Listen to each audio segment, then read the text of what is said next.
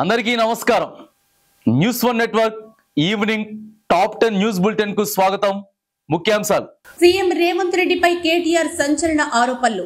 తెలంగాణ రాష్ట్ర ముఖ్యమంత్రి రేవంత్ రెడ్డిపై భారత రాష్ట్ర సమితి వర్కింగ్ ప్రెసిడెంట్ కేటీఆర్ సంచలన ఆరోపణలు చేశారు.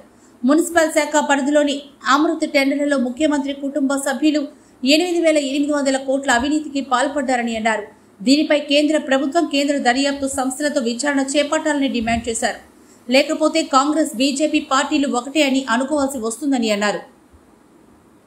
కామారెడ్డి జిల్లాలో ప్రేమ జంట ఆత్మహత్య. కామారెడ్డి జిల్లా దోమకొండ మండలం అంబారిపేట గ్రామానికి చెందిన వీణా, కోనాపూర్ గ్రామానికి చెందిన సాయి అనే ఇరువురు గత కొంతకాలంగా ప్రేమించుకుంటున్నారు. వీరి ప్రేమను ఇరు కుటుంబాల సభ్యులు అంగీకరించకపోవడంతో సాయి ఉరివేసుకుని ఆత్మహత్య చేసుకున్నారు. విషయం తెలిసి వీణా తన ఇంట్లో ఉరివేసుకుని ఆత్మహత్య చేసుకుంది. పోలీసులు కేసు నమోదు చేసుకుని దర్యాప్తు చేస్తున్నారు. ఎమ్మెల్యే ఆదిమూలం కేసులో ట్విస్ట్. తిరుపతి జిల్లా సత్యవేడు టీడీపీ ఎమ్మెల్యే కోనేటి ఆదిమూలంపై నమోదైన లైంగిక దాడి ఆరోపణలో ట్విస్ట్ నెలకొంది. బాధితురాలు తాను ఎమ్మెల్యేపై ఇచ్చిన ఫిర్యాదులో చేసిన ఆరోపణలు అవాస్తవమని కోర్టుకు అఫిడవిట్ దాఖలు చేసింది. ఎమ్మెల్యేపై ఎలాంటి చర్యలు తీసుకోవద్దని హైకోర్టు ఆదేశాలు జారీ చేసింది. ప్రకాశం బ్యారేజీ బోట్ల తొలగింపు ప్రక్రియ పూర్తి. ఇటీవల కురిసిన భారీ వర్షాలకు ప్రకాశం బ్యారేజీలోకి ఇసుక బోట్లు కొట్టుకొచ్చి చిక్కుకుపోయిన నేపథ్యంలో అధికారులు 15 రోజులు శ్రమించి బోట్లను తొలగించారు. జలవనరుల శాఖ నిపుణులు కన్నయ్య నాయుడు ఆధ్వర్యంలో బోట్ల తొలగింపు ప్రక్రియ పూర్తయింది. పీఎస్సీ సమావేశాన్ని వాకౌట్ చేసిన బీఆర్ఎస్. తెలంగాణ అసెంబ్లీ ప్రాంగణంలో పీఎస్సీ నూతన చైర్మన్ అరకపూడి గాంధీ అధ్యక్షతన పీఎస్సీ సమావేశాన్ని నిర్వహించారు. గాంధీని పీఎస్సీ చైర్మన్ చేయడాన్ని నిరసిస్తూ బీఆర్ఎస్ సభ్యులు వేముల ప్రశాంత్ రెడ్డి, గంగుల కమలాకర్, సత్యవతి, రమణ సమావేశం నుండి వాకౌట్ చేశారు.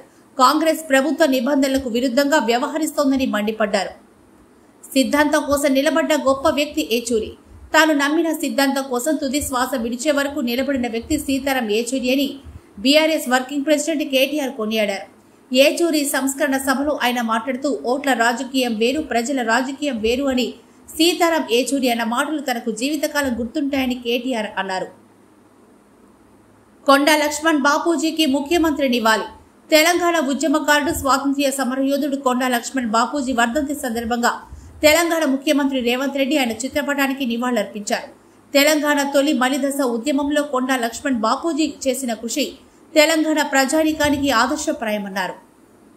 జమిలీ ఎన్నికలపై పోరాటం చేయాలి. భారత రాజ్యాంగాన్ని విచ్ఛిన్నం చేసేందుకు కేంద్రంలో ఉన్న బీజేపీ సర్కార్ జమిలీ ఎన్నికలకు తెరలేపిందని తెలంగాణ ముఖ్యమంత్రి రేవంత్ రెడ్డి అన్నారు. సీతారాం ఏచూరి సంస్కరణ సభలో ఆయన మాట్లాడుతూ సీతారాం ఏచూరిని ఆదర్శంగా తీసుకుని జమిలీ ఎన్నికల ప్రక్రియపై అన్ని రాజకీయ పార్టీలు పోరాటం చేయాలని పిలుపునిచ్చారు. కేంద్రం ఏకపక్ష నిర్ణయాలతో రాష్ట్రాలకు తీవ్ర అన్యాయం జరుగుతోందని అన్నారు. టీటీడీ ఆగమ సలహాదారులతో అత్యవసర భేటీ.